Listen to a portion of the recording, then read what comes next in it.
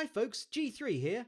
In today's Eco News, campaigners fear that the government will drop the onshore wind farm promise in England, post-Brexit farm subsidies in England revealed, and a study reveals that UK butterflies have vanished from nearly half of the places they once flew. Right, let's get on with that news.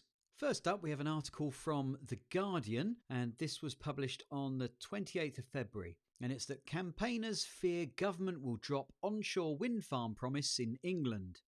Fears that the government is quietly planning to renege on promises to lift the ban on onshore wind farms in England have prompted a large group of Green campaigners, business leaders and prominent figures to protest to ministers. Hugh Fearnley-Whittingstall, the chef and environmental campaigner, has led a letter to Secretaries of State signed by conservation groups, academics and business people who are concerned that the pledges to free up planning restrictions are being quietly subverted. The effective ban was put in place in 2015 by tightening planning restrictions in the National Planning Policy Framework. They say to end the ban, the relevant planning regulations should be scrapped or clearly reformed. But signatories to the letter believe that ministers will instead offer only minor changes that will still prevent onshore wind farms from being built. Our consultation on the issue is open now and closes on Thursday.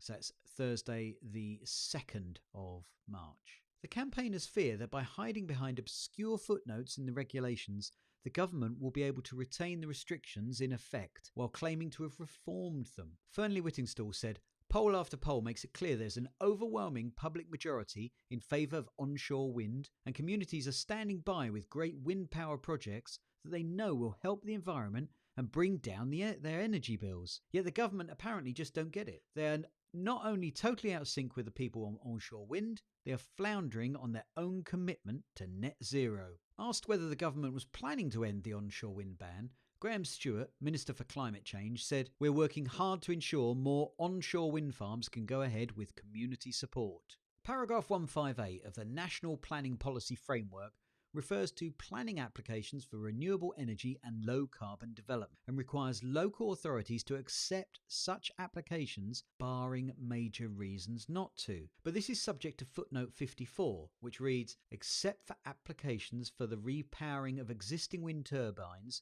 a proposed wind energy development involving one or more turbines should not be considered acceptable unless it is an area identified as suitable for wind energy development in the development plan, and, following consultation, it can be demonstrated that the planning impacts identified by the affected local community have been fully addressed and the proposal has their backing." Now, it's this footnote that effectively allows even a single objection to a wind turbine application to override the recommendation to proceed with the wind farm. So it operates as an effective ban, and only 2 onshore wind turbines have been built last year in England as a result. But the government's current changes would only revise fully to satisfactorily and replace backing with support. That would not be enough to remove the ban, the letter's signatories wrote. Dale Vince, chief executive of renewable energy supplier Ecotricity, said the ban was absurd and dishonest. "We have a cost of living and energy bill crisis, not to mention a climate one. And onshore wind is the fastest, cleanest and cheapest form of energy we can build," he said. "If it were unshackled, we could reach 100% green on the grid in 10 years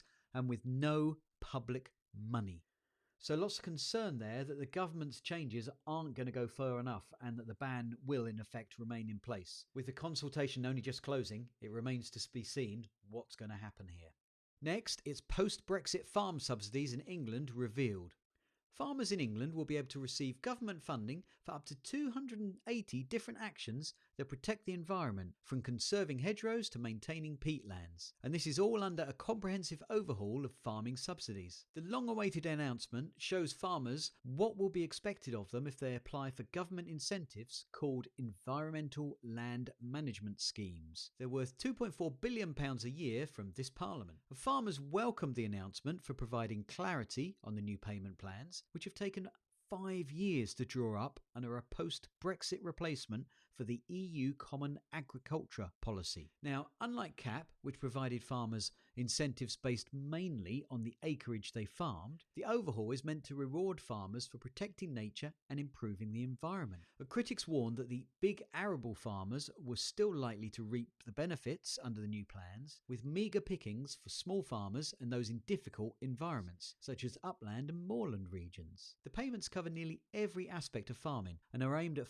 helping farmers to become more environmentally sustainable, use less insecticide, and reduce pollution and other impacts on the natural world while producing more food. Payments will vary widely depending on the actions farmers undertake. So, for instance, farmers will be paid as much as £537 a hectare for creating fenland out of lowland peat, and £1,920 a hectare for maintaining land to produce fruit to organic standards. It also says there's £10.38 for establishing a skylark plot. That doesn't really seem like a huge incentive to me. I don't think that's going to encourage many people to be doing it.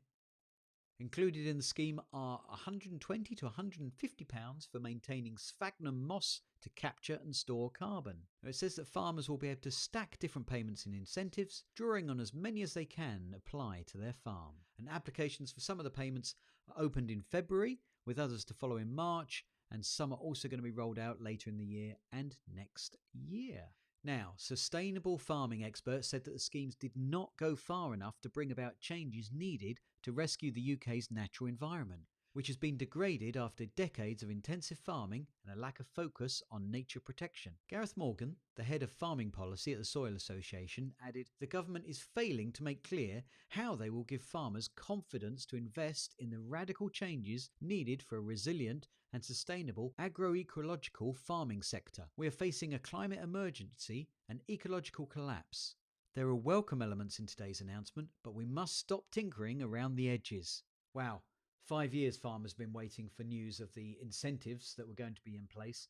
So hopefully now they can start making plans for their applications, and we'll see an increase in the number of farmers that are undertaking ecological actions based off of these incentives.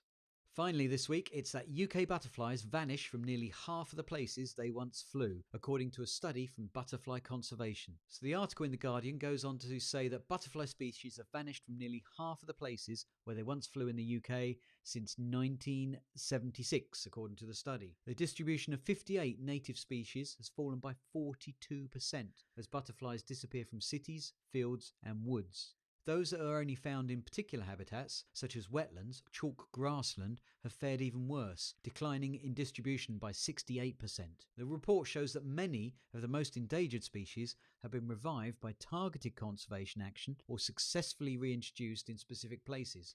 But the butterflies and other flying insects continue to vanish from much of Britain. We've been focused on the most threatened butterfly species, which is stopping them going extinct, says Richard Fox of Butterfly Conservation. But there's a massive challenge revealed by millions of pieces of data in the report, and we need a massive step change in our approach to tackle this and meet the legally binding government target that now exists for halting the decline of wildlife. This report shows we are not halting the decline of wildlife. The grayling fell by 92% in distribution and 72% in abundance between 1976 and 2019. But it's saying that conservation triumphs include the large blue, which was reintroduced using caterpillars from Sweden after its extinction in 1979.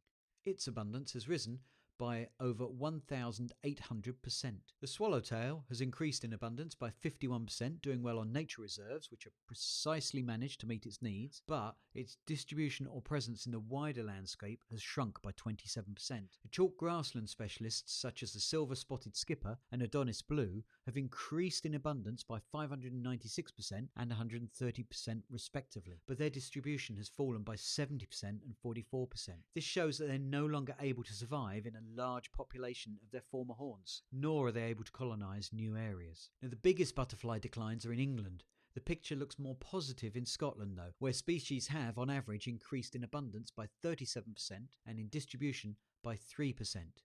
But Fox said, UK butterflies are by far the best, most comprehensively monitored group of insects anywhere in the world. Butterflies are fulfilling that really important role as an indicator for thousands of other species and the general state of our environment. This report is very gloomy reading on that front. It's going to need bold moves by government and everyone to take responsibility. Everyone with a garden can help, But the scale of the biodiversity crisis is such that planting a few pollinator-friendly plants is not enough. We need to create habitat where butterflies and other wildlife can live and not just visit for a snack. Concerning news there about the decline in the spread of butterflies in the UK in general, more specifically in England.